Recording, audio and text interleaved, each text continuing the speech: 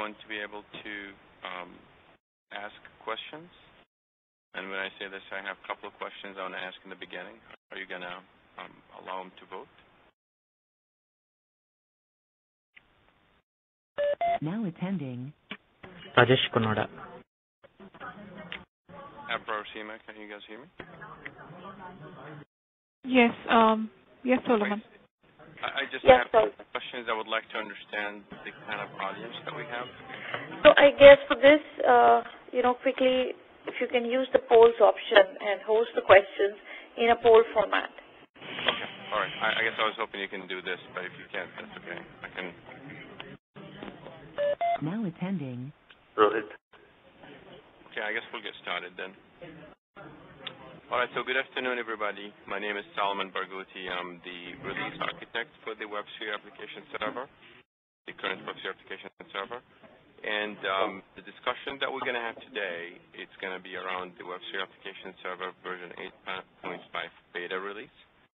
We're going to cover a variety of topics of what's available in the current beta, from the Liberty profile that you guys may have heard of to some enhancements that were made in the programming model. Lastly, some changes that we made to increase the resiliency of the application server.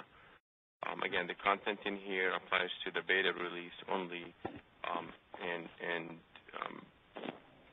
more and more content will be added, obviously, in the future as we get closer to the GA date of the application server. So this is just a legal notice, and I'm just going to pause here for a couple of seconds for you to read it. I'm not just going to go through it. This is something required that you guys take a look at.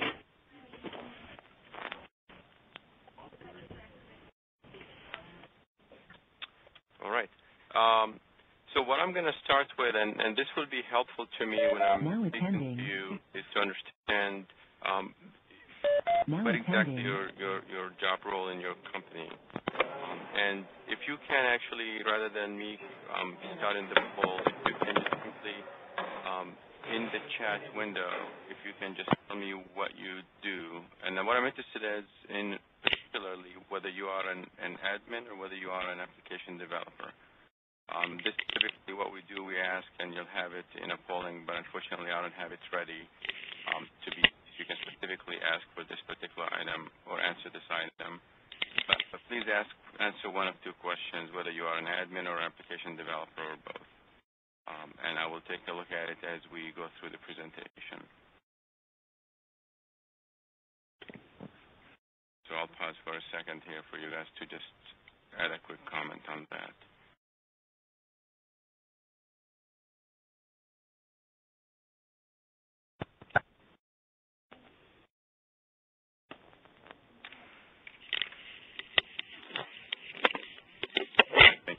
Already added some comments. This is beautiful. So I got a few people who added comments in there, but I know I have a variety of application developers and administrators.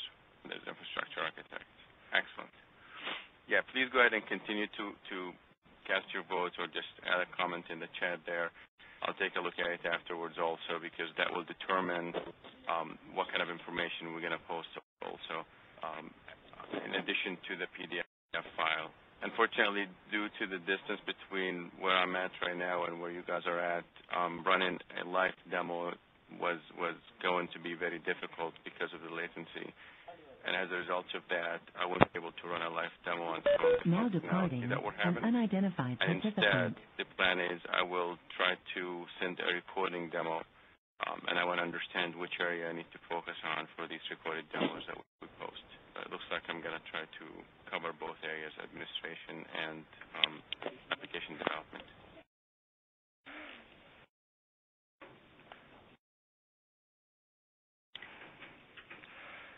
Now, the next question that I would like for you to answer, and I'm watching the chat live as this gets done, is how familiar are you with the WebSphere Application Server Liberty profile?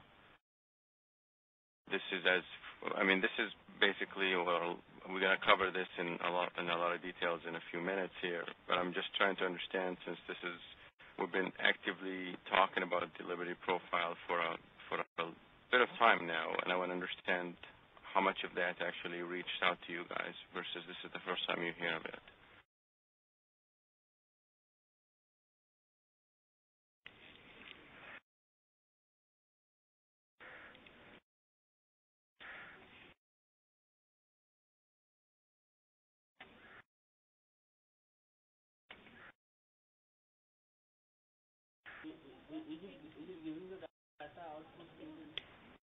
All right, wonderful. And okay, excellent. So in every release of the application server, for those who are familiar with the WebSphere Application Server with IBM, we come out with kind of different areas of the application server that we try to improve. And the V8.5 beta release is not going to be different than previous releases in terms of areas of focus that we're doing. We try to focus on all areas to improve the application server release to release. The three areas that we are going to be focusing on, at least for this particular presentation, is going to be the fast, flexible, and simplified application foundation. That's in the form of the Liberty profile and what we're doing actually to help you out even with the migration. The broad programming and standard support, we've added some enhancements to the OSGI programming model. We added some enhancements to the SAA programming model. And we've added major enhancements in the JDK support area of the application server, as you will see soon. And lastly, the resiliency and security enhancements. And under that, for now, I'm only adding the SI bus resiliency because that is what's available in the beta release. Keep watching this space. There's something coming out. Now attending. Gautam from Pune. In terms now of departing. betas and alphas. Rohit. But this area, obviously, hopefully will have another session that will have more and more improvements that we're doing into the application server release. Now attending. So the Liberty profile, or the fast, flexible, and simplified application foundation. If you look at things from day one or from a long time ago when we did the application server release to release, there have been a major focus on how to make the admin now life, attending. how to cover a huge set of capabilities in the application server. But over the years, we have been hearing from developers that they needed more from the application server. They are interested in, for example, some simplified configuration, things that they can easily configure and get to without having to go through multiple files, for example, when they're running in the different environment. Also, the ability to be able to download the tooling in an easy way, runtime in a free way, and being interested in having modular runtime environments. Now attending. An unidentified when you're participant. trying to start up the application server, you only start what you're interested in, and you use what you're interested in rather than starting the entire application server. And also, now departing. An unidentified participant. start the application server really fast. And unfortunately, this is something that I was hoping we show in the demo to the. I will show it to you guys.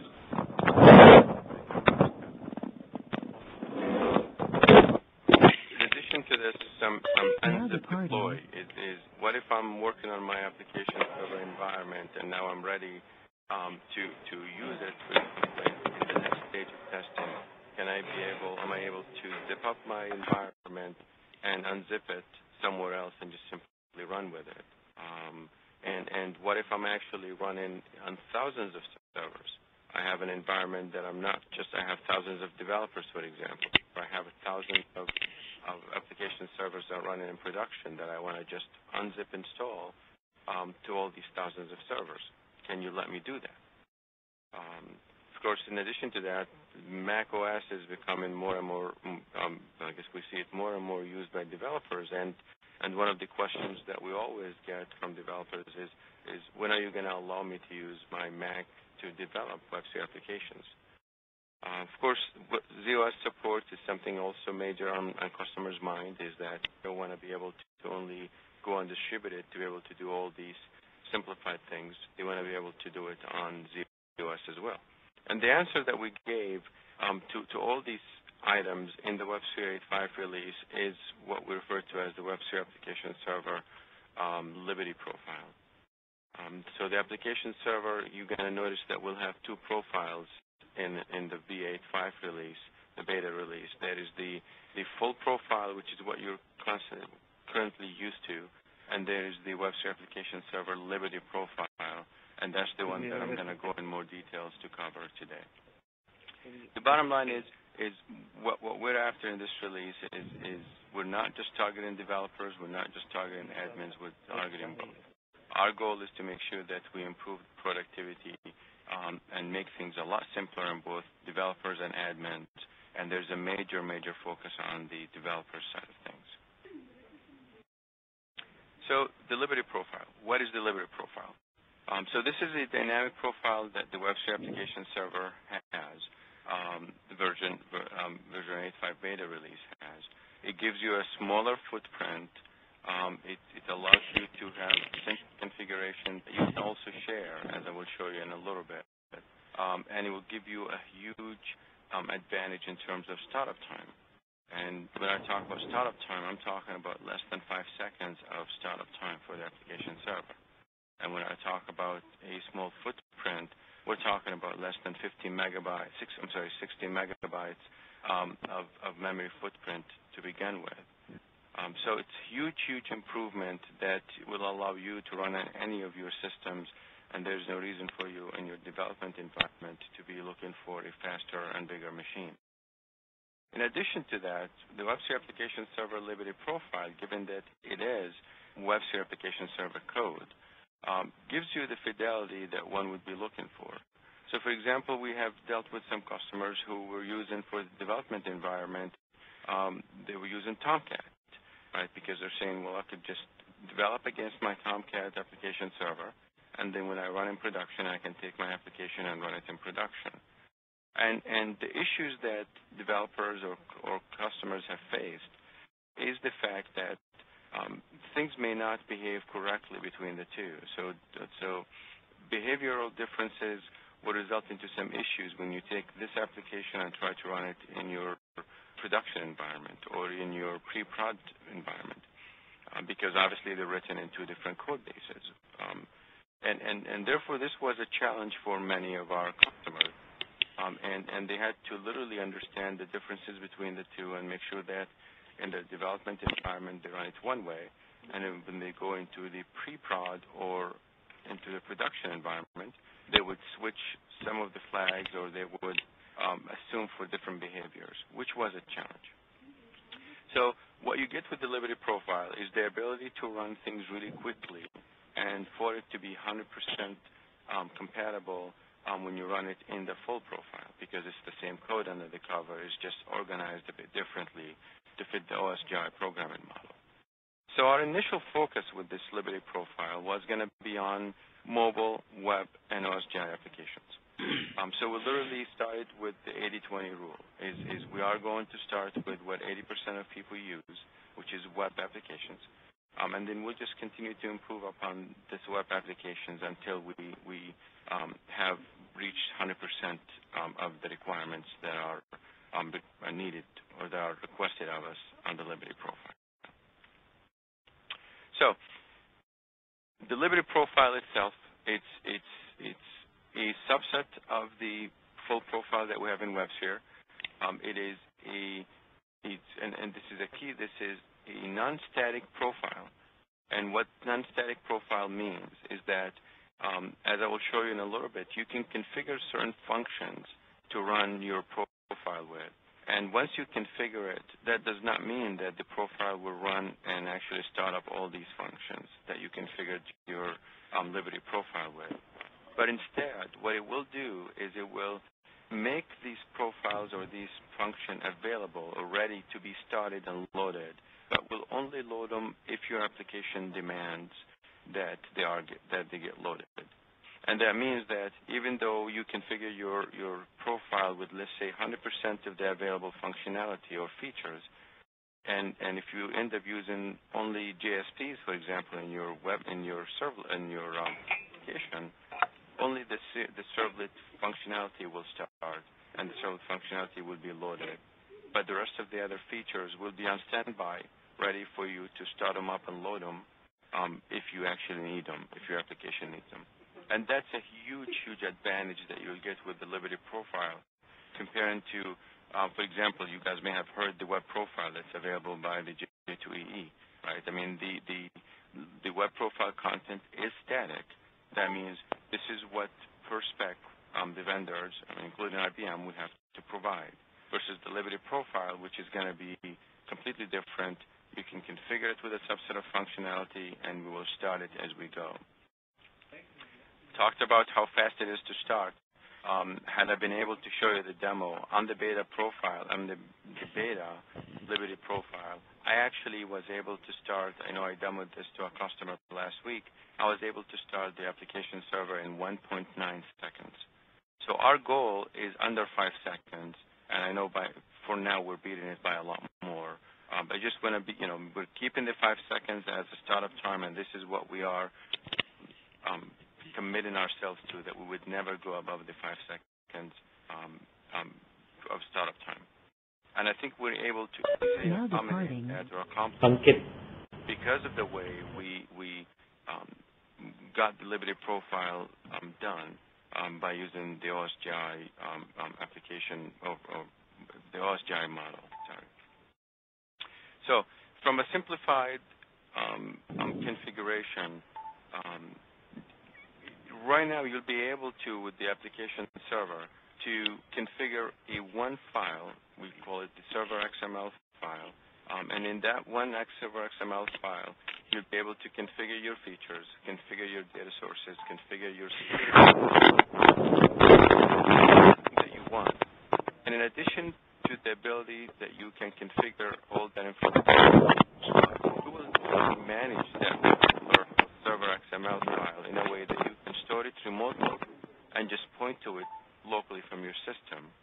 That means if you have thousands of servers, and I'll show you this in a bit more details in a second, you can just simply point to the configuration and start your server. So if I'm having a group of developers that consists, let's say, of 500 developers, and I want a common configuration for their environments, all I need to do is literally have each one of their server profiles point to a master or server XML file. And therefore, now I can guarantee that all my 500 developers will have the same configuration of their app server. And if I want to make a simple change, well, I would make it to the master copy, and that will automatically take effect without me doing any effort whatsoever. And in most cases, if not all cases, you wouldn't even need to restart the application server for these changes to take effect because of the dynamicity of the Liberty profile. So from a tooling perspective, to allow you to write Liberty code, when I say Liberty code, is to use the Liberty profile and to start it up and do all the interesting things that you can do with the Liberty profile, we are providing Eclipse features. Eclipse plugins are available in your Eclipse, can be run with your Eclipse environment and in RAD. So you can go to the Eclipse marketplace and look for Liberty, and you will see that you can download the plugin there and install it and just run with it. And in addition to that, we can even make the runtime available to you also, as I will show you in a second. So now we're making the tooling available for free through the Eclipse marketplace, or through, if you have RAD, obviously you will get it with RAD as well. Now, once you get that particular functionality, this is something that you will get for free now. You'll get for free always, because there is no expiration date on now departing. Actually, it comes with basically unlimited access to the Liberty profile. Tooling side of it, of course. And as you can tell in here, is the requirement here is that you need to be on Eclipse 3.7 or higher in order to use the Eclipse plugins that are useful for the Liberty profile. So there's the tooling aspect of this, and there's the runtime aspect of it. So and I'll make sure that the demo that I send you kind of show you both.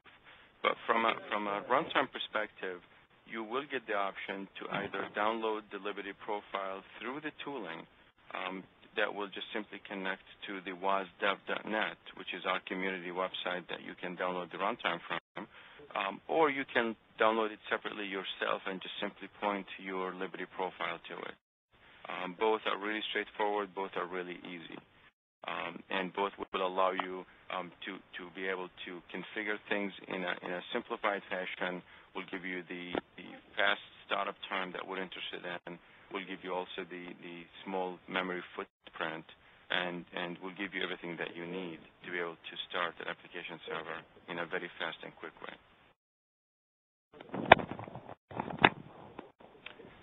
So here's an example of what you see if you have the Liberty Profile plugin. Features that you can get in Eclipse Marketplace, or you can get in RAD also. This is just a quick thing that you can see. You can do a new, and you can start to create a new application server. And once you create the application server, you will have a server XML file in it, and that's what's referred to as this is the actual configuration that you would need. Here is a sample of what the server XML file would look like. Initially, when you first start it up, it will be empty. There's not much in it other than a commented feature called Servlet 3.0. Excuse me. So the way things work is that by default, we are using the concept of what we call configuration by exception. Configuration by exception simply means that we do not require you to configure everything. As you see in here in the feature manager list, this is the one that I was referring to earlier when I said you can configure your application server with many, many features, and we will start only what the application requires. And I'll show you the list of features in a little bit. But let's say that you configure your application server with a Servlet 3.0 and JSP and JPA.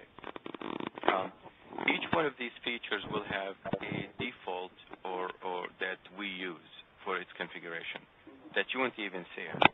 If you are not comfortable with the defaults that we pick for you, then and only then that you can just simply set your own configurations, their own defaults. Transaction timeout, for example, right? We will, if you enable the transaction feature, we will have a transaction timeout value. If you do not like the transaction timeout value, then you can just simply edit the server XML file and add an interim to overwrite that file. Now, from within Eclipse or RAD, you will be able to configure or hand edit the XML file, or you can do it by hand exercise the tooling. But we also, if you look at the design tab on the server XML file, in the Eclipse environment or in RAD, we give you also a GUI way of adding new features and editing this particular XML file. But the key point is, it's really easy, straightforward, and only one file that you have to deal with. And we allow you to hand edit it if you want to. We also allow you to use the GUI to modify that particular file. By the way, I hope that the refresh rate is going okay when I go between slides. If it's not, please let me know. And also, Apra and Seema, I'm not sure if the lines are open for questions, but feel free to interrupt me to ask questions. If I find out that we're having too many questions that we won't be able to make a presentation on time, I'll slow you guys down. Yeah. Is that a question or somebody speaking? All right. So here is an example of the server configuration file, server XML file. As you notice in here that in the feature manager, the developer or the admin decided to add JSP 2.2 and the Derby feature that they want to use and basically upload the Derby features and be able to use JSPs in their application. Now notice if you are familiar with WebSphere Application Server, you will see that from a tracing perspective, the trace spec, we try to keep it exactly the same. Remember, at the end of the day, we're under the covers, we're using the same exact code, right? It's just we're assembling it differently to generate the Liberty profile. Now, here's how you add an application. You can go in, and I'll show you a different way in a second. You can go in and add an application just literally by adding an entry, or you can add it differently by dynamically adding an application using the drop-ins directory. But these are the ones that you will have just simply a single entry, we call it singleton configuration, which is you add a trace for the entire server that you have. In addition to that, look how you can define a data source that you want to use by your application. You just simply define it. specify where the libraries are, and that's all you need to do in there. Okay.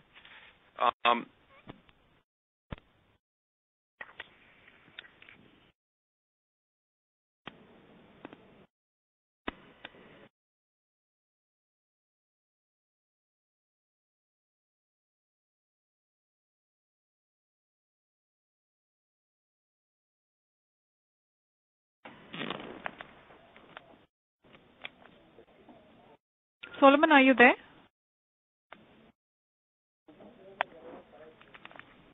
Okay, I think he got dropped. I have to patch him in again.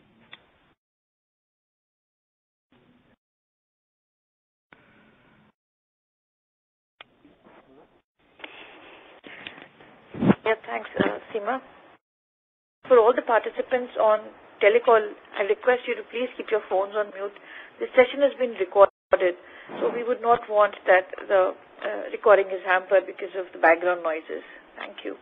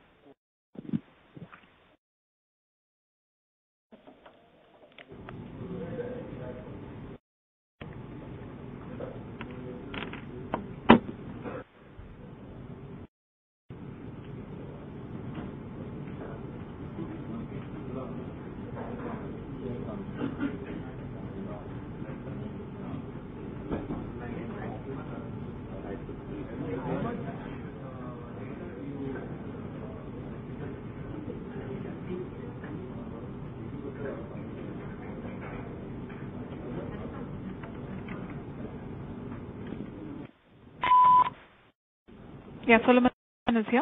Yes, I'm here. Okay. Yeah. I'm sorry that I'm not sure how far we went before actually I lost you guys.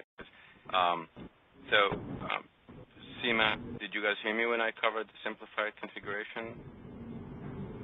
Yes. I'm here? Okay. All right, so when I talked about the flexible configuration earlier, and I said that you will have the ability to configure one server XML file and use it by a lot of developers or a lot of servers.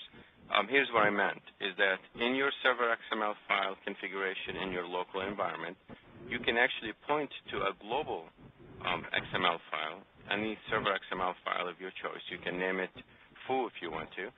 And what that does is it will include the contents of that XML file into your server XML file. Therefore, you will have the ability to have one master configuration used by hundreds and thousands of people if you want to, and also gives you the ability to say, here's my master set of configuration that I know everybody would need, but if somebody wants to override these or add to it, they'll be able to do that exactly by just simply adding their own configuration.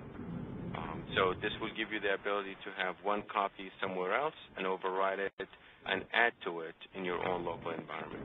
And this is powerful because this will allow you, again, to have distributed configuration, particularly in environments where the IT shop requires that all developers run with the same exact configuration so that when you're running in production, you're not dealing with some developers or some applications that used to work just fine in the developer's environment, and now they break when you go into the production or the pre-production environment.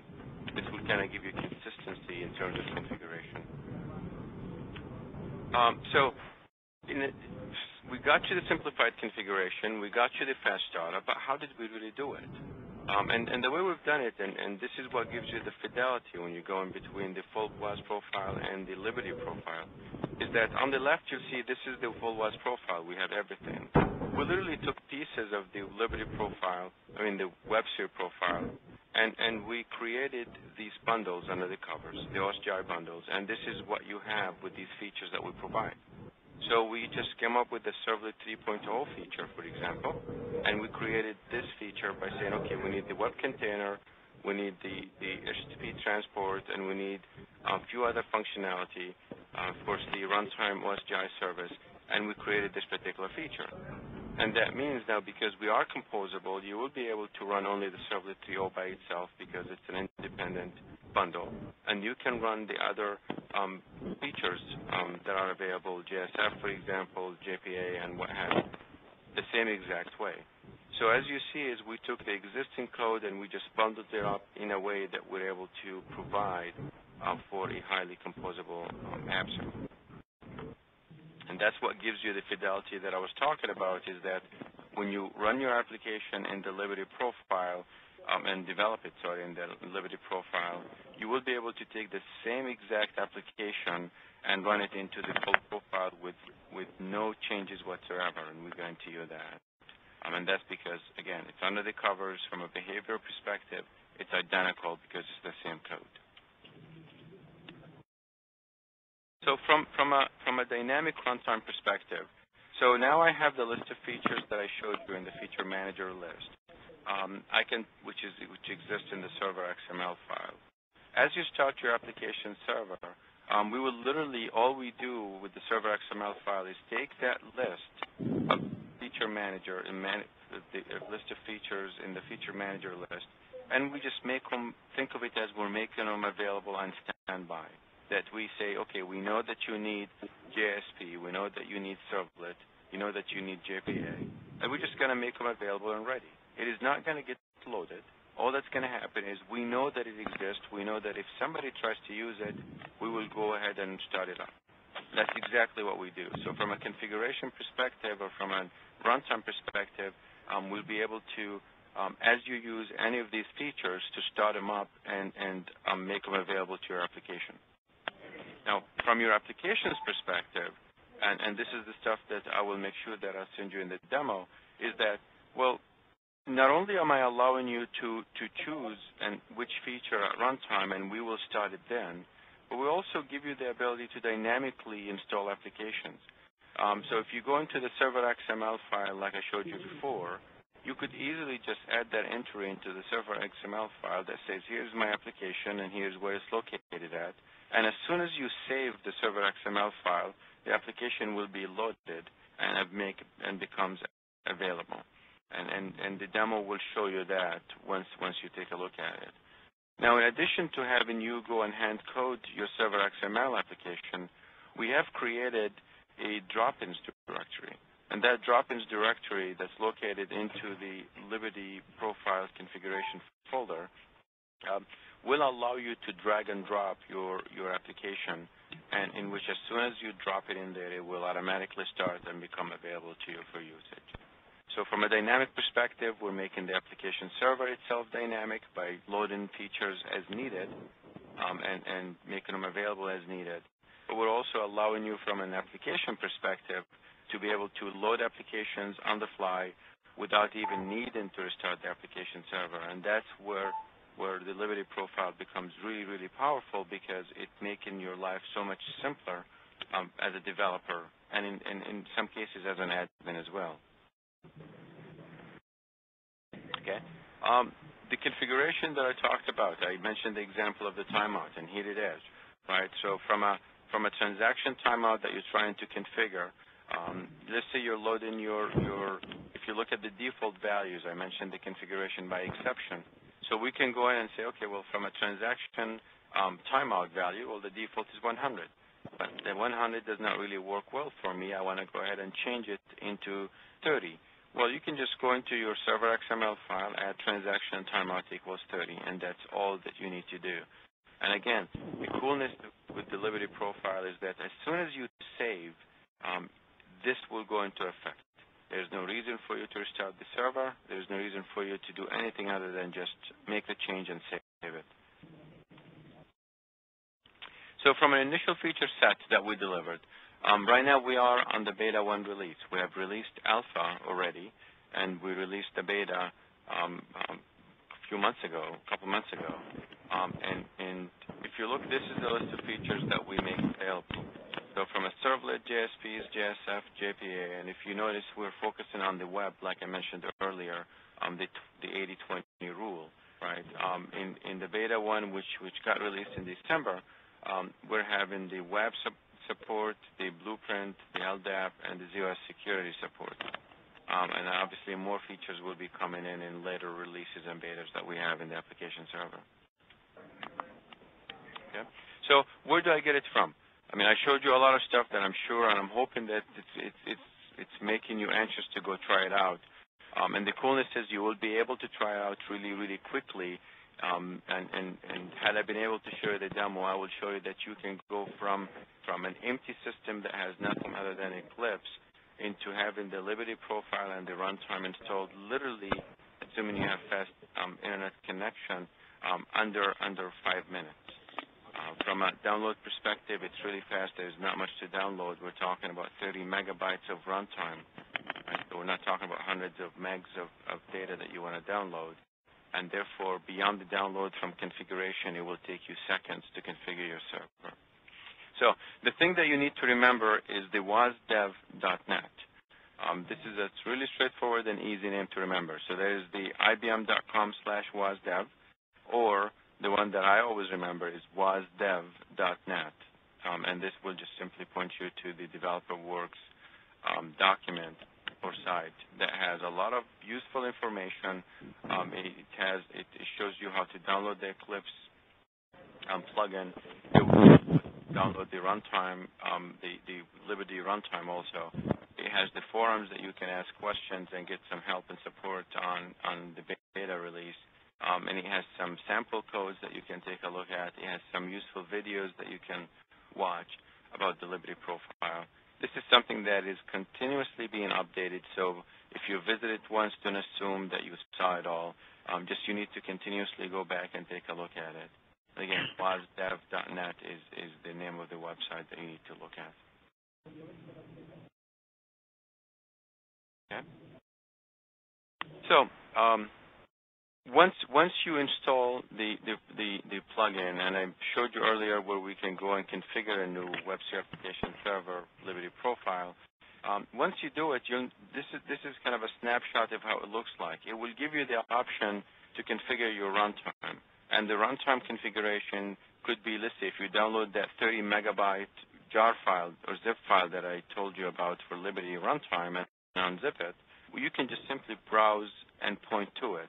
Or if you don't have it downloaded, you will notice that part of the Eclipse plugin features that we have in both RAD and the Eclipse IDE is the ability to download and install that particular runtime. So really all you need to do is click download and install, and that will point you to the Developer Works location where it gets downloaded from. All it asks you for is a user ID and password, and that's the one that you have to sign up for. It's free, so there's no entitlement or anything like that. All you need to do is sign up for it on the Developer Works website, and then it will download it and configure your system with it. That straightforward, that simple. And how long it takes is literally depending on how fast your network is and how fast you can download a 30 megabyte file. And that will allow you to configure your runtime environment and create an application server and start using it. So the next question becomes okay, well, great, you gave me this undistributed, but what about ZOS? I do have ZOS in my environment. And the answer is absolutely we have the support for Liberty on ZOS. As a matter of fact, if you're running Liberty on ZOS, we noticed from running some of our benchmarks that we have 20% improved throughput on ZOS because of the way things are configured with the Liberty profile being a single server instead of the control region that the ZOS offers. So this is going to be very useful for developers who want to run on ZOS, developers who want to be able to have the same fidelity that we were talking about earlier, where I want to develop my application. I want to take advantage of the ZOS native functionality while I'm developing my application so that I can test with it. And then when I run it in production, I will be actually in good enough shape that I've tested it in my development environment also. So you're not dealing with a situation where you're developing your application but you cannot use the native ZOS functionality until you actually run on a ZOS system, which is basically you're going to test it out. This will make it so much easier, will allow you to configure the native functionality and then take that and literally run it as is on a ZOS system. So improvement, this is not only is it increasing the throughput by 20%, you will still get the improved performance of under 5 seconds for server startup. And if you look at the disk footprint and storage, we're talking about 20 to 25 megabyte reduction for disk footprint, and as the numbers show you here, 50 to 75 megabytes real storage per server that gets reduced. So how do we expect the ZOS to be used, or Liberty to be used on ZOS? Well, one is to embed the servers. There are some ZOS applications that require servers to be embedded, and the Liberty profile fits perfectly in that area. If you're looking into a cloud production where you want to use a ZOS system with a lot of servers, and you care a lot about the density of the servers, that's when you actually use the Liberty profile. And, of course, a lightweight production. You're interested in something that you can quickly come up to speed, quickly make available, and quickly run. This is a perfect example or perfect profile for you to be running. This is, just to be clear, in no way going to replace the existing profile. This is an addition to the existing profile that will have its own usage scenarios that would be beneficial to many of our customers. Okay. Now, how about the production side of things? From a production, so far I showed you all the development improvements and all the things that make your life, at least the people who answered on this call earlier, that they are developers, the ability for you to make configurations without restarting the application server, the ability for you to start up your application in under 5 seconds with less than 60 megabyte memory footprint, the ability for you to have shared configuration. But what about the admins? The admins also need to, I'm sure, will benefit. So the way you look at it is once you develop your application and give it to your admin and say, okay, now I'm ready, here's my application, you actually have the ability to deploy or zip up your entire environment, including your runtime. So if I'm developing my application and I have my own configuration that I think it's ready for usage by, let's say, in a pre-production system, I can zip up the entire directory, the WebSphere Liberty Profile directory, which contains the server configuration, the runtime, any shared libraries that you may have, which you could point to a specific location, your applications themselves, the configurations that come for your application, all zipped up in one file that you can literally take it and give it to another environment, in this case your admin, and say, here you go, here's my environment. Now, so the zip install is something that we allow you, or unzip install, where you can install an application server with all its configurations, with all its applications. But what does that mean in terms of if I'm having thousands of servers that I want to deploy the application on? We also allow you to deploy these thousands of servers using the Job Manager. This is something, Job Manager is a functionality that we've added in the previous release of WebSphere in V7, and now we're allowing you to use that Job Manager to push out these configurations over. So you will have the ability to take a zip file, unzip, install it, and you have the ability to use a managed way of installing your zip file, and that's using the what we refer to it as the light touch admin. But it's really using the Job Manager to unzip, install, and start the server remotely. And I'll cover this in more details in a little bit. So we covered how the development looks like. Here's the configuration. Here's how the server configuration looks like on the Design tab that I was referring to earlier. This is how you can add more applications if you want to, and you can add more features on the left side hand of the screen, as you see. Now, when I talk about when I say zip up your configuration, I'm not referring to you literally using your zip command to do it. We actually provide you the capability as part of our tooling. Just like we allow you to start the application server, you can point to that environment and just say zip up my configuration. And that's when it will just zip up everything that you need and make it available for later usage by another environment. So the Job Manager, I hope that most of you, if not all of you, have seen something or heard something about the job manager that was offered back in V7 of WebSphere. So with the job manager, it was the ability for us to manage through this particular job manager multiple deployments.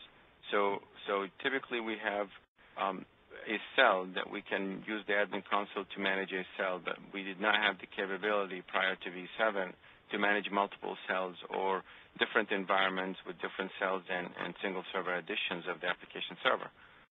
So the concept that we introduced back in V7 is this admin agent, and this is the way for the job manager to communicate with the single servers, just like it communicates with the cell in a deployment manager.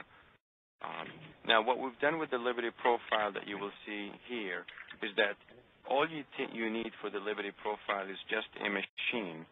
It does not require you to have anything on it. So it's an agentless configuration. The job manager needs just a user ID and password to be added to it, so it can actually connect to that system.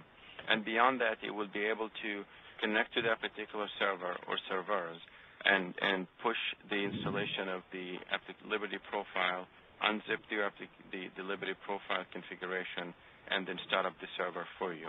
You can also stop the server if you want to. In the environments where you're dealing with thousands of servers, you're not going to use the job manager to do it one at a time. You simply create a group of these machines, and you can push the configurations or the zip file all at once to all these thousands of servers. And that's how powerful this job manager control is when it comes to the Liberty profile, that you can just have a central location where you can use the job manager to push out all these configurations all over the place. Okay, and that's what the centralized management offers you. And due to the interest of time, I'm just going to, I guess I covered all these things.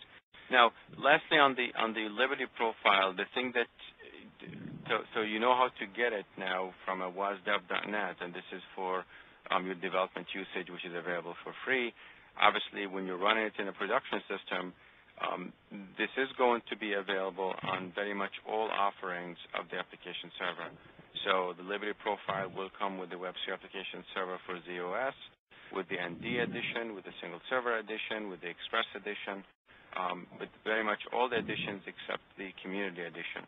And of course, you understand the reason why is that the Liberty profile is simply the application server, the WebSphere Application Server code that was just rearranged, and that would not apply to the Community edition because it's a completely different code base. Okay. There is the migration toolkit is something that I was going to cover. It will be in the PDF file. Unfortunately, I did not upload it on time. So once you get the PDF file, you will see some information on the migration toolkit. This is, in addition to us providing the wizards and the toolkit to migrate your configuration release to release in the application server. I hope that most of you have heard of it, but we have the IBM application migration toolkit, and that allows you to migrate your application release to release. So initially, we started with it to allow you to migrate from a competitor's application server into WebSphere, and then we've added later what we call it V2V migration, that if you're going between V6.0, for example, to V7, or between V7 to V8.5 or V8 of WebSphere, the migration toolkit will scan your code, so you can it's an Eclipse plugin that you can run it quite easily. It will scan your code, and it will tell you if there are any changes that you need to make. Changes from things that are being removed, things that have been deprecated, or runtime behavioral differences. It will very much point out most of the things that we are aware of. I mean, all of the things that we are aware of, I should say, so that it will give you a better feel of what it will take to migrate your application release to release. This is something, if you are planning to migrate, as I recommend that you do, it will take you literally seconds to run it. If we're not talking about a great amount of time to do. And in fact, we do it ourselves when we even migrate or when we try to go release to release to see what kind of issues we're actually hitting in our test applications to kind of put the customer's hat on. And that's how we can try to fix all these issues that we encounter with them. But this is something that I encourage you to try. All right, now from a broad programming and standard support perspective, and by the way, my apologies, we only have 5 minutes left, so I'm going to try to go through these, but hopefully we'll be okay. If not, maybe we can just create another session and cover those in more details. So OSGI programming model is something that we've added as a feature pack previously in WebSphere Application Server. But what was missing from the OSGI support is support for EJBs. This is something that we heard a lot from the field after we released the OSGI and JPA or Aries and JPA feature pack, that customers indicated EJBs is something they care a lot about, particularly because they have existing applications that use EJBs that they just simply want to take advantage of within the OSGI programming model, and therefore support was critical for us to add. And indeed, we did add this in the WebSphere Application Server 8.5 beta release. In addition to that customers indicated for those who use the SCA programming model that they wanted some more, in addition, more bindings to be added to the SCA programming model. And indeed, this is exactly what we did. So from an OSGI perspective, the things that, you can read the slides, they're self-explanatory here. The key point that I want to cover is that now you will be able to take an existing module, EJB module, and turn it into an OSGI bundle. And you can also take an existing OSGI bundle and add an EJB to that particular bundle in an easy way. And that's the key point, is that we're not doing it in a way that's going to complicate things for you. We're doing it in a way that basically anybody can do it in an easy and quick way. The Info Center of WebSphere have some details on how that can be done. So I encourage you to also take a look at the Application Server Info Center. That if you're interested in converting your EJBs or EJB module into an OSGI bundle. All right. Now the other powerful thing that we've added in WebSphere version 8.5 beta release is this is the first release of the Application Server where we've actually added support for multiple JDKs. In every single release prior to 8.5, we very much moved the JDK level to the latest available JDK. However, with the 8.5 release, two things happened. JDK 7 was getting very, very close to being released, and therefore it made sense for us to go ahead and add support for it as well. As you know, JDK 7 got released, I think it was back in October, November, something like that. So you will notice in the WebSphere Application Server V8.5 release is that by default you will have JDK 626, and this is the same one that we shipped with WebSphere V8. But you will also have the option to install and configure JDK 7. When I say the option to do it, is for those who do not want to incur the download overhead of another JDK, we just added it as what we call an extension offering, which basically means that if you choose not to download that JDK, you don't have to. But if you choose to download it with your repository in IAM, you'll be able to install it on your system. So the step is to download it with your IAM, just get it locally. You can install it into the application server, but that, of course, just simply puts it there in a directory in one's home. And then we provide you with some tooling to switch back and forth between JDK 626 and JDK 7. Some of you may be familiar with the managed SDK command that we actually shipped in the application server, and that was used mainly for ZNI. This one will be used right now to actually switch very, very easily between JDK 6 and JDK 7. So you can take your application server or your node and literally just simply switch over to JDK 7, try it out, see if you like it. If you do like it, great, keep it. If you decide to go back to use the old JDK, the command itself, it's very easy for you to run, and it will switch your environment back to JDK 626 if you want to. And this is the concept that we refer to as the pluggable JDK. Of course, in addition to the pluggable JDK support that we have in the application server, RAD, which we are not covering here, but RAD will have the capability for you to do exactly that you can target your application server, you can decide which JDK you want to compile your application with, and which one you want to use when you're actually running your application. All that capability was added, or the pluggable capability of the JDK was added to the RAD 8.5 release also. So this is how you will see it when you're trying to use IAM to download it. You will see that we call it the IBM SDK Java for V7 for WebSphere, and this is really the one that you need to select and install it locally onto your system. So very, very straightforward, nothing to it. Okay, so bear with me. I'll just go really quickly. I know we're over time here, but this is important that I want to bring your attention to it.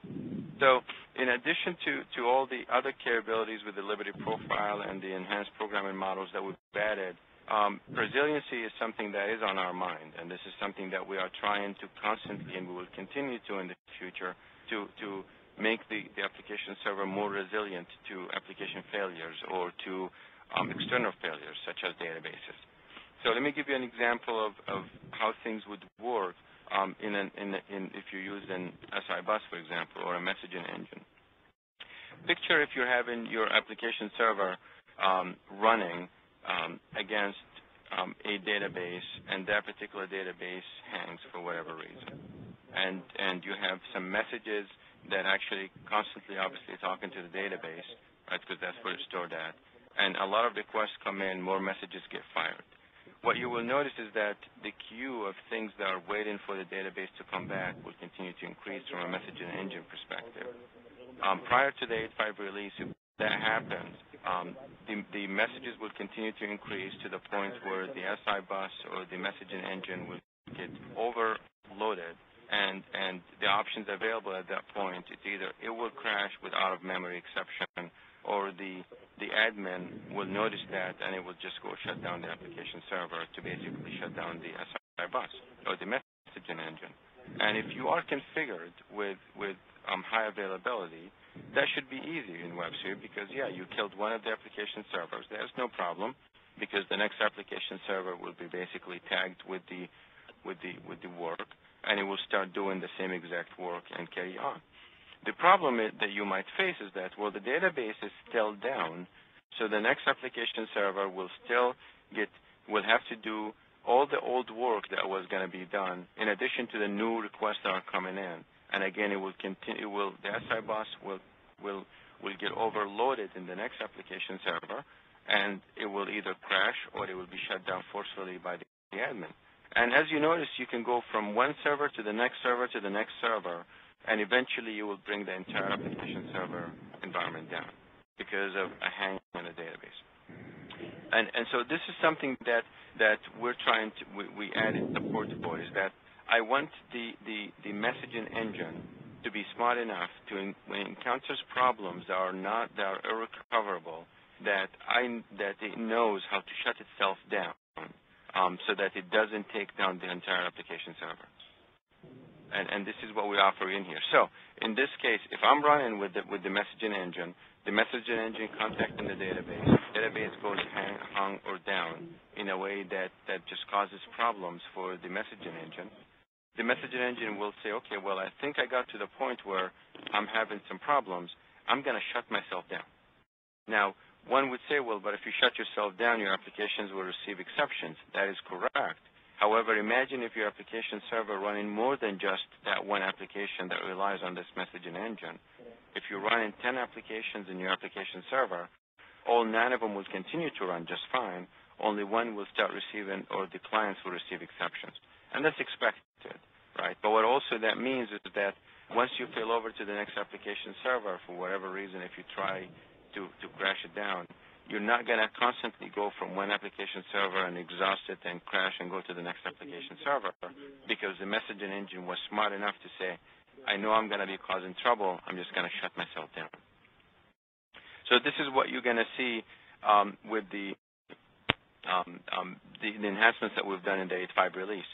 But now you can ask yourself, well, great, so you shut yourself down, and now the database is back up and running again, so what do I do? Do I need to go restart the application server just for the messaging engine to start?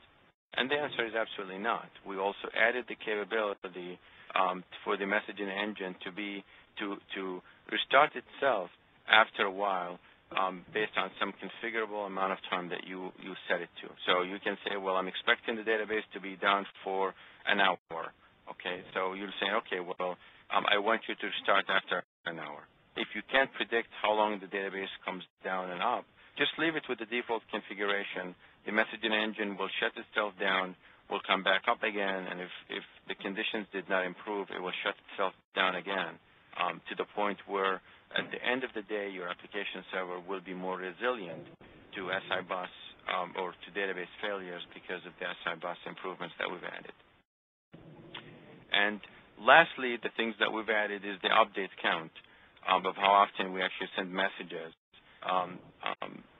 Before the application server version 8.5 release, if you restart the application server, basically you would lose the count of the messaging engine updates of sending these messages.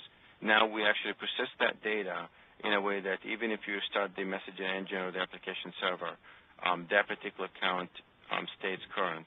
And that, again, will help you tremendously with your resiliency experience with the application server and the messaging engine. All right. And that's where I would typically go through the demo that I would show both the migration toolkit and the Liberty profile, but I promise that I will send you that information. It may not be today. I'm going to try to see if I can either record them or find them. But Seema, you will, or APRA, you guys will just post that alongside the PDFs or the PDF file.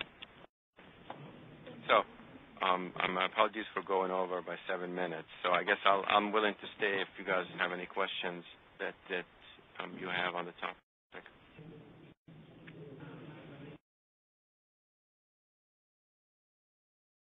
Yeah, I guess the lines are open, so if anybody has any quick, short questions, please go ahead. On the phone. Hello. This Yes. is Gautam. I have a question regarding WAS support for 8.5 support for mobility or mobile devices, actually, mobile applications. Okay. I mean, in terms of, okay, so the plan right now, well, I guess I'm trying to understand how much of this is okay, so I'm sorry. I mean, all I can tell you is that the same mobility support that you've had prior to 8.5 release will be available in the 8.5 release. The details of it I can't disclose at this point because it's not part of the beta. If you are in a company that you have an NDA, I'll be more than happy to actually have a one-on-one with you and explain to you in details what we're doing in that space. But the key point that you need to understand is mobility is going to be part of the application server, just like it was in prior releases of the application server, with even a bit more enhancements. Now departing. Sandhya, Bangalore. Hopefully that answers your question. If you have more generic one that doesn't entail me talking about future plans, I'll be more than happy to discuss. So, Solomon, I see another question in the chat regarding zipping up the Liberty configuration. Venkat?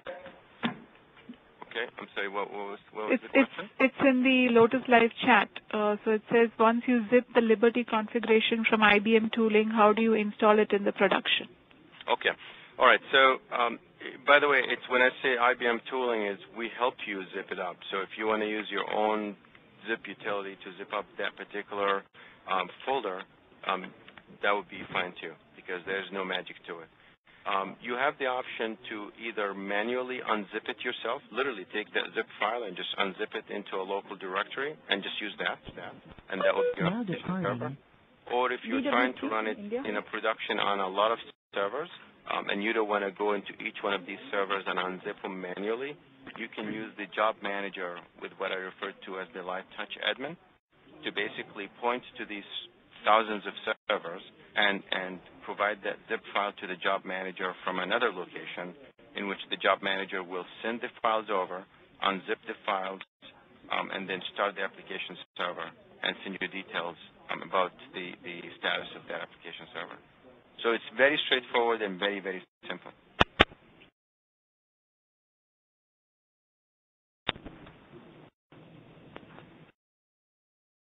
And okay, so you're saying how exactly the install takes place in terms of configuration. Well, remember and hopefully I understand the question. The server XML file is what's going to be zipped up also. So once we unzip the configuration and start the server, we are using the same server XML file that you zipped up earlier. So in terms of configuration, we are taking the configuration with it. Remember, the server XML file, and again, I wish I showed you the demo. That would have been a bit more clear because I would show you where the server XML file resides within your configuration directory. But it's everything including, so the application, the runtime, the configuration, it's all going to be inside of that zip file. And once you unzip it, well, it's going to be there, and it will be used. Does that make sense? Well, I mean, you can think of it, well, it's a bit different than the server server index file. But yes, I mean, it's very, very straightforward. In fact, you know what, I'm going to try really hard to find you a demo that shows exactly that point. And we'll post it so you can, and hopefully it will be very clear to you.